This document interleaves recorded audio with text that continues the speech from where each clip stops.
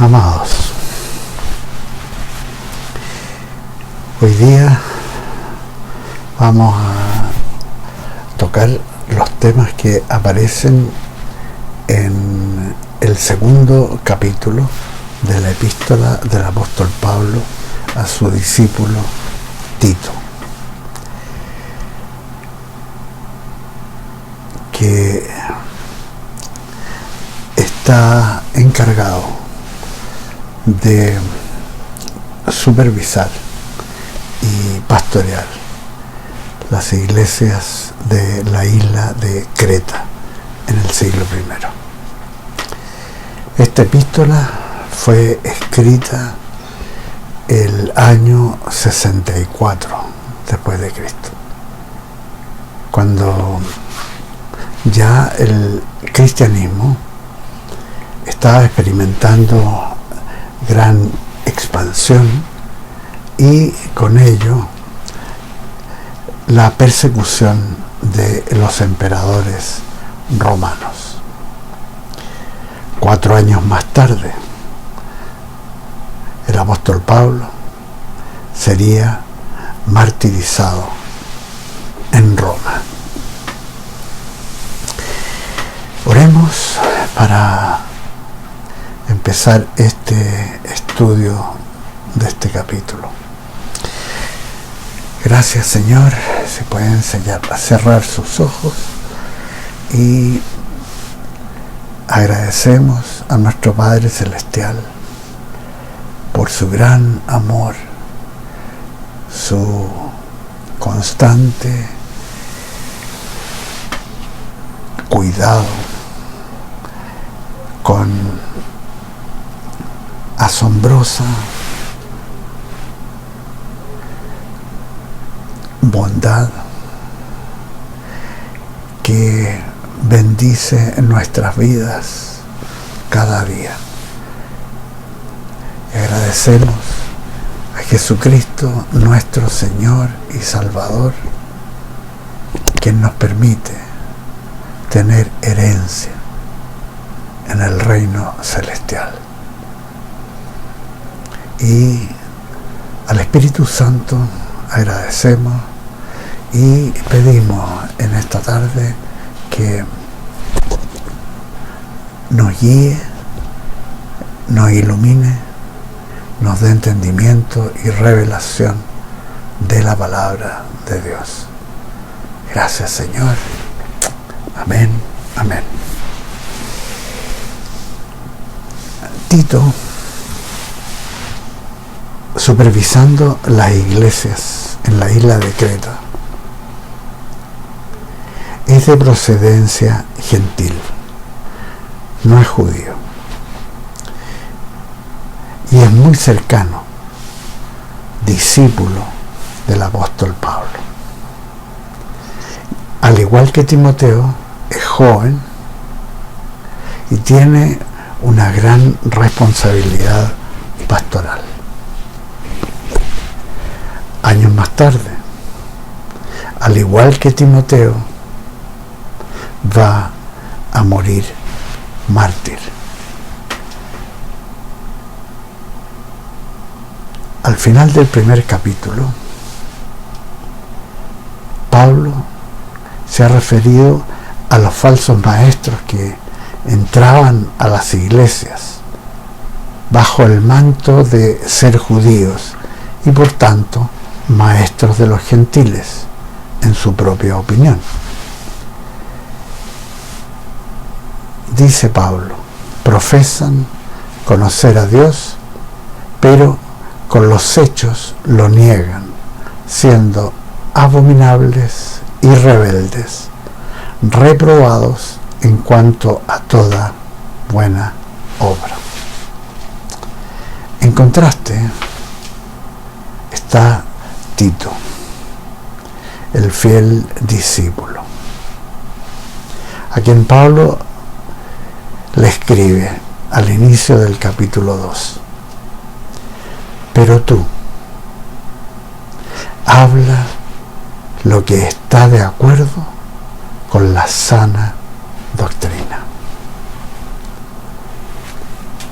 La Biblia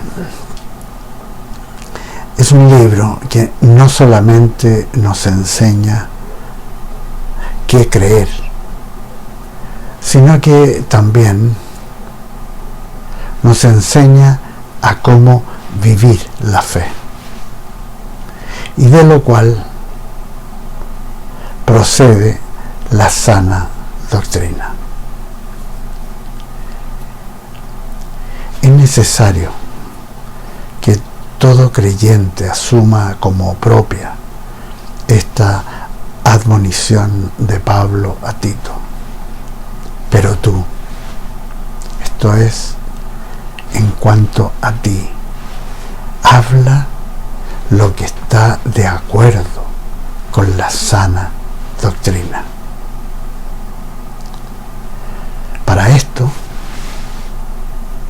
es necesario leer la palabra de Dios todos los días, meditarla, aprenderla, memorizarla, hablar de ella, hacerla parte constante de nuestras vidas. Familiarizarse con la Biblia día a día, pues así podemos incorporar a nuestras vidas lo que nos enseña la palabra e iremos discerniendo lo que es sana doctrina. Años atrás, en mi juventud, cuando era cadete de la escuela de aviación, allí tenía muy buenos profesores y tuve un excelente profesor de castellano que era un erudito y era de procedencia judía.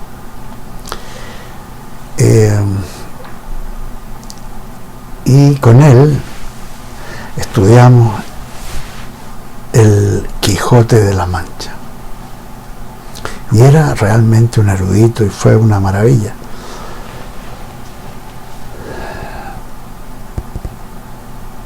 Y una frase que recuerdo de él me dejó marcado. Y lo puedo relacionar con esto que acabo de mencionar, de familiarizarse con la Biblia día a día. Ese profesor, que se llamaba Don Moisés, nos dijo: jóvenes, adquirir cultura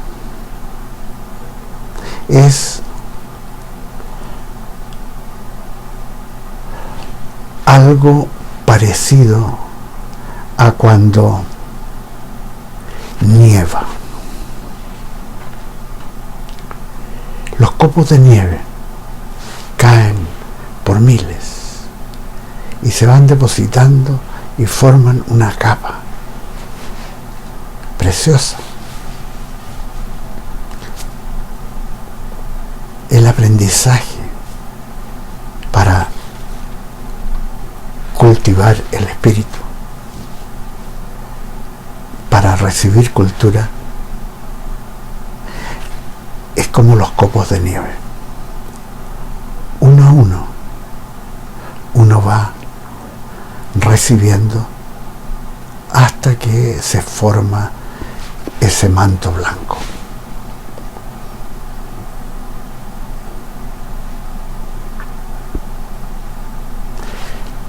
Como dice en uno de los profetas,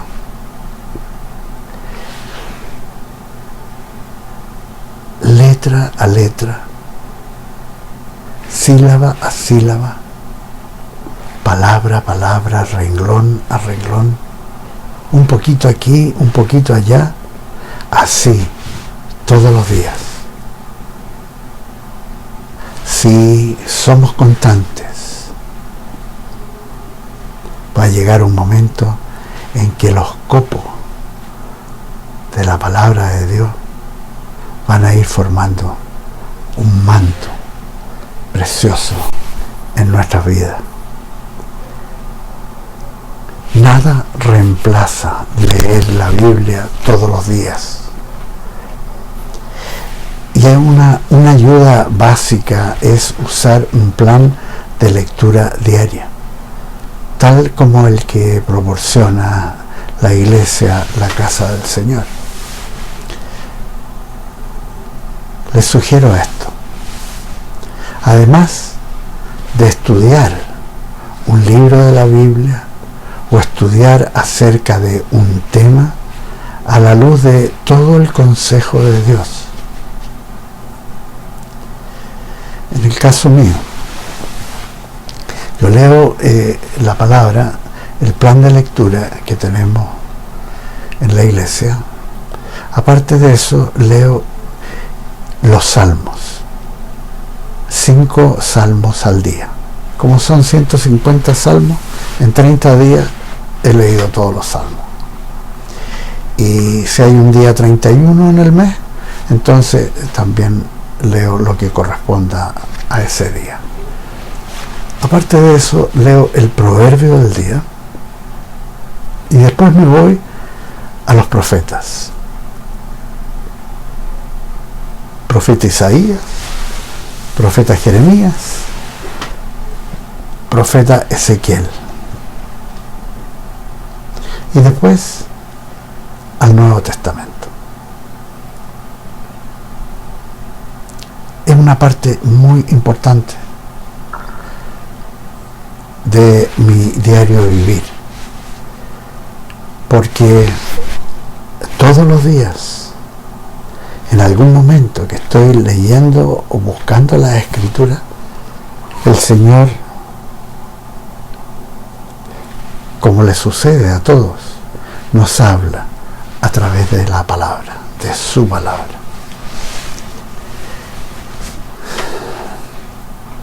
Es importante leer y estudiar las Sagradas Escrituras personalmente y evitar depender de lo que me diga alguien a través de internet, aunque puede ser algo muy bueno, pero en realidad no sabemos cuál realmente sea la conducta y el testimonio personal de ese predicador. En tanto, cuando somos parte de un cuerpo, una iglesia que es parte del cuerpo de Cristo, sus miembros van a poder observar la conducta de los ancianos que gobiernan la congregación y pueden ver su fruto de vida, si éste se conforma a la sana doctrina.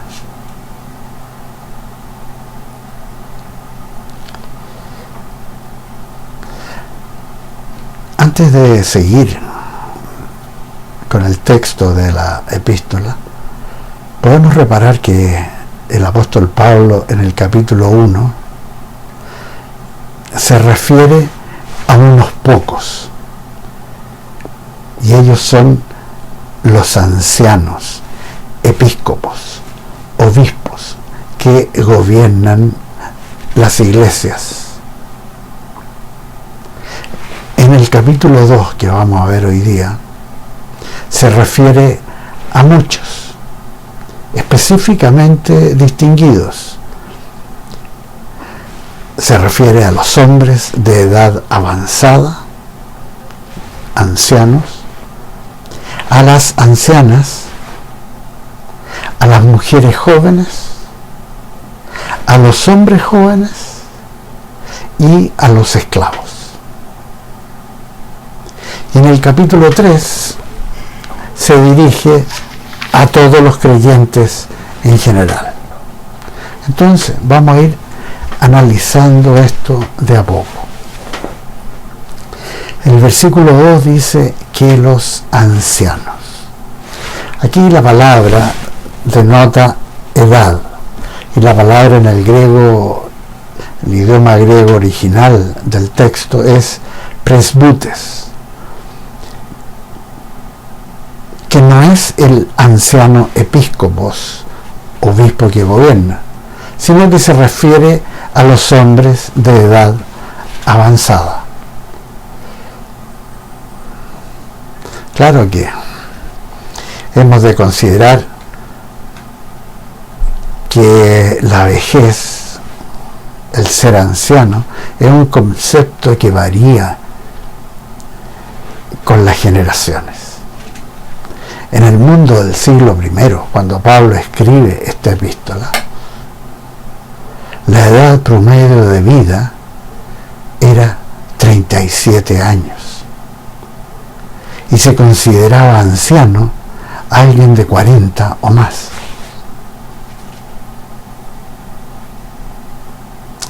Diferente a nuestra generación, con un promedio de vida por sobre los 80 años. Y a los 40 una persona aún es considerada bastante joven.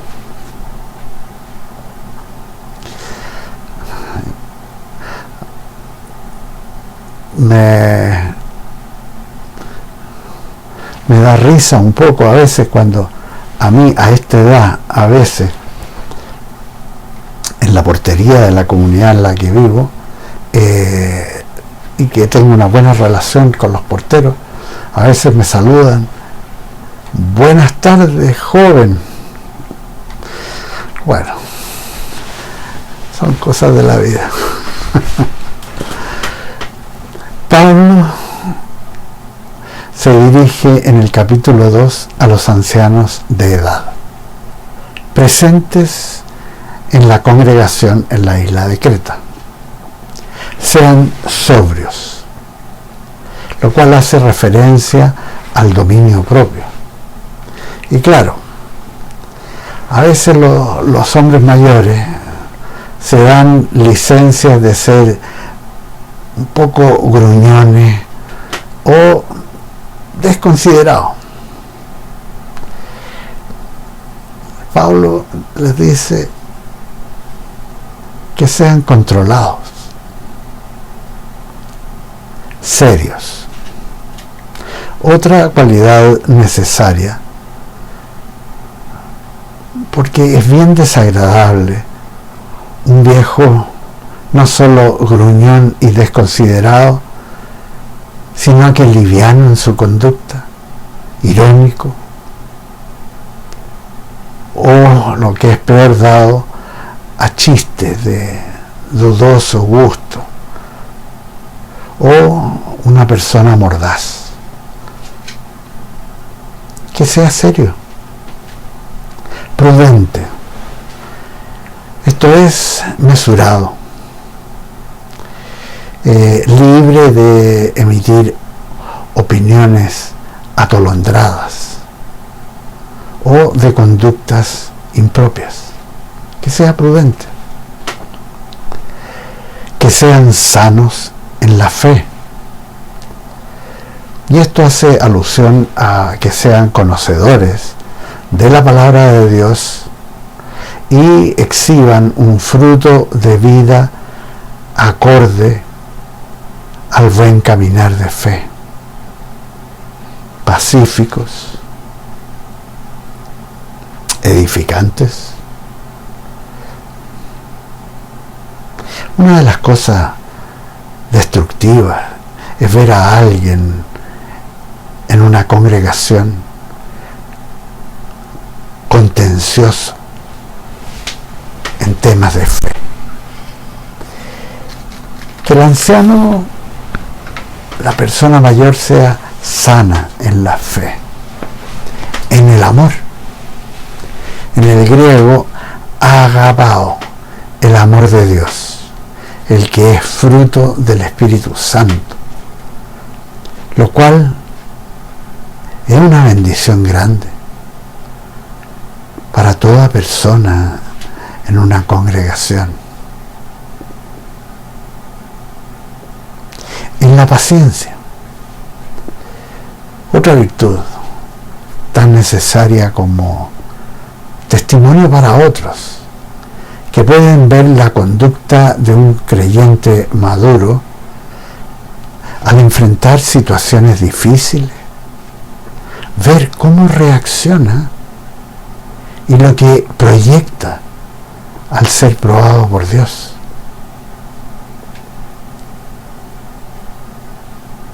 Paciente.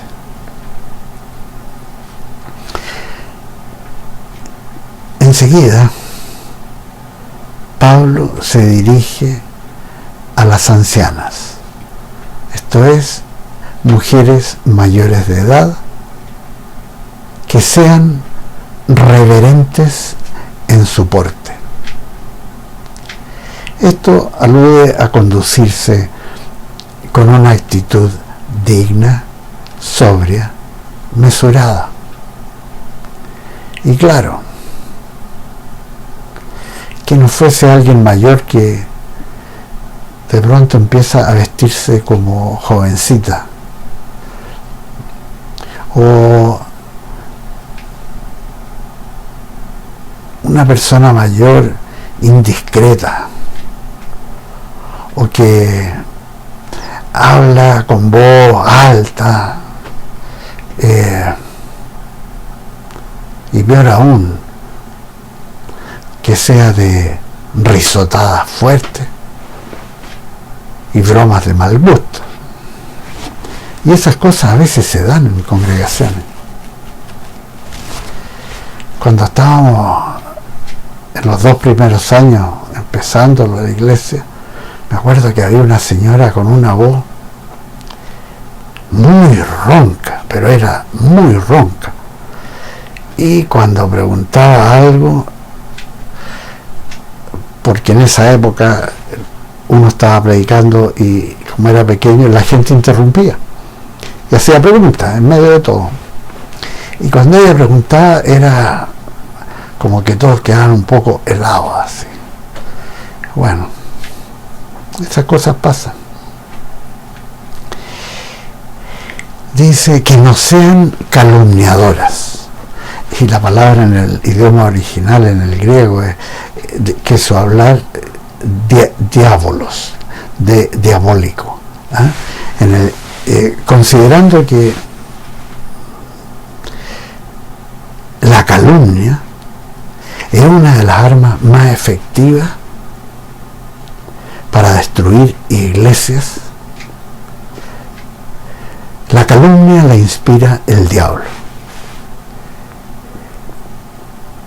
y que puede transformar el habla de alguien en algo muy diabólico, sembrando discordia entre hermanos, malas sospechas, ya sea con chismes, mentiras o calumnias. Que no sean calumniadoras, dice el apóstol. Esto nos recuerda el pasaje en el libro de Proverbios, en el capítulo 6, en los versículos 16 al 19, que dice: 6 cosas aborrece Jehová, y aún 7 le son abominables: los ojos altivos, la lengua mentirosa,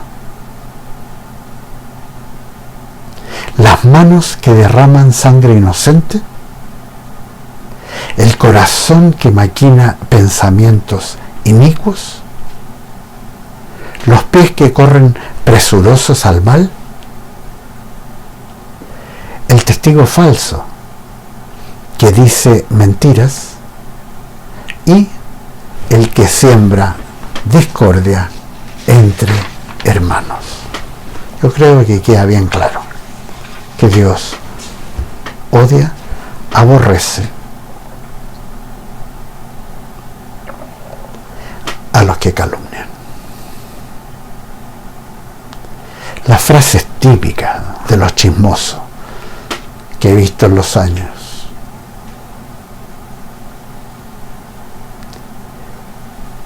supiste que, o, oye, alguien me dijo que en esta iglesia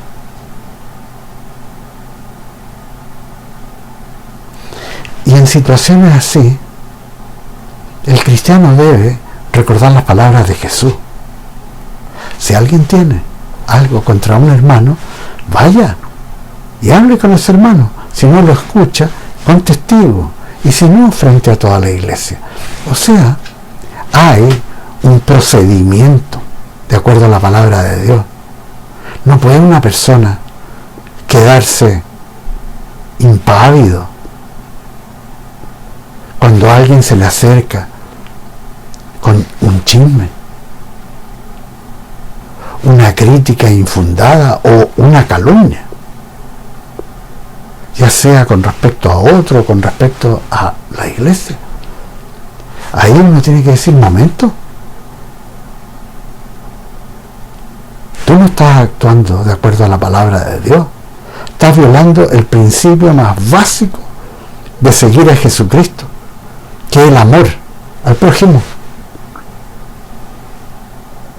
Entonces, cuidado con ese tema.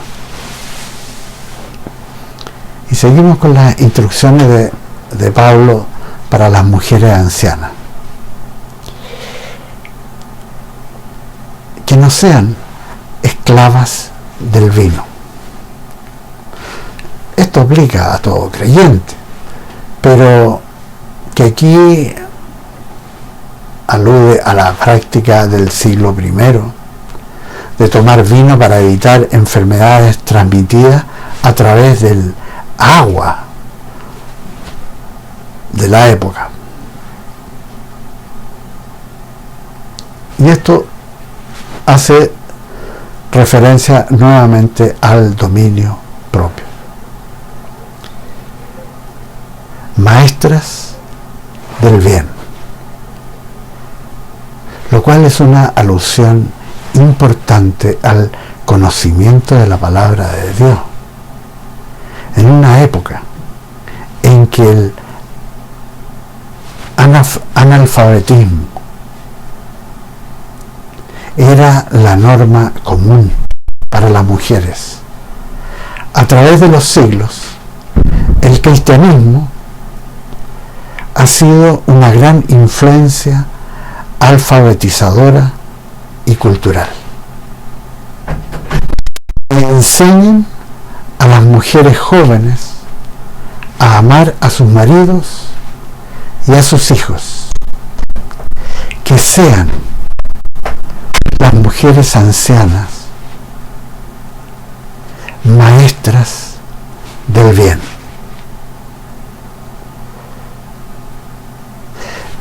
Las mujeres ancianas maduras en la fe son las que deben discipular a las mujeres jóvenes, y esto es sabiduría de Dios, pues vemos que no es el rol pastoral de un hombre discipular mujeres jóvenes, sino que las ancianas sean maestras del bien. Ellas deben asumir esa responsabilidad. Y aquí es la única parte en la Biblia que se insta a las mujeres jóvenes a amar a sus maridos y a sus hijos. Y la palabra en el griego original es fileo. Esto es el amor fraternal, filial, siendo entonces la connotación de amarlos como amigos. Es importante. Sigue Pablo con las cualidades que deben tener las mujeres jóvenes. A ser prudentes, lo cual en el griego original es la palabra que se usa también para dominio propio. Castas, o sea, fieles a sus maridos.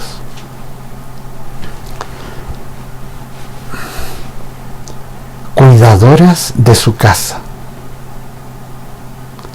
siendo la palabra en el griego original upotazo,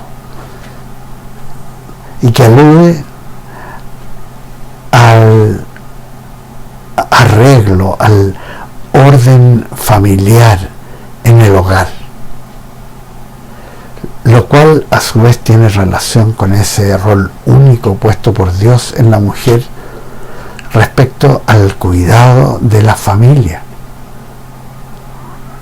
la más noble dedicación que sienta la base misma de la sociedad humana. Y aunque es un proverbio del mundo, es bueno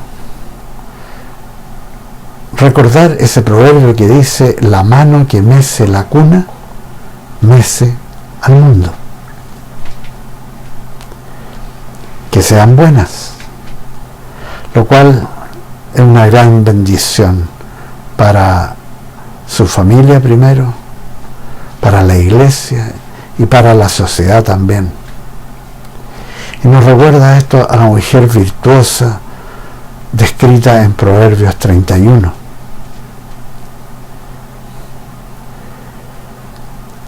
Y que mi esposa Paulina enseñó hace unos años y que está disponible en internet, un curso respecto a la mujer virtuosa, o una enseñanza. Las mujeres jóvenes sujetas a sus maridos, esto es siempre en el Señor, y recordando que esto es algo de la sabiduría de Dios, que trae descanso y paz no solo a una esposa, sino que a toda la familia. Ahí está el orden familiar que trae paz y gozo. En contraste, en nuestra época, y ha ocurrido también a través de los siglos, mujeres que operan en rebelión al orden dispuesto por Dios, y lo que a la larga conlleva gran destrucción familiar y personal a la mujer misma, a la sociedad que es afectada con un alto costo de inestabilidad,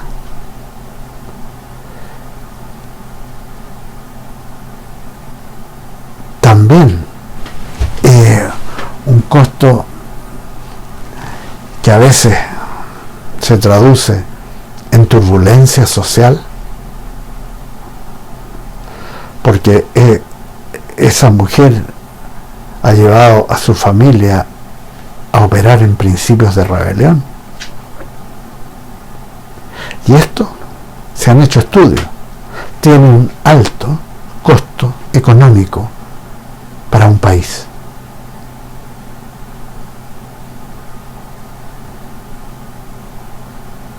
Muy importante el rol de la mujer en la estabilidad de la sociedad, en la paz social, en la estabilidad familiar, la paz en el hogar. Realmente se puede dar eso, que la mano que mece la cuna mece al mundo. Que el Señor los bendiga, amados. Hasta aquí llegamos hoy. Seguimos la próxima semana con capítulo 3 de la epístola de Tito. Amén.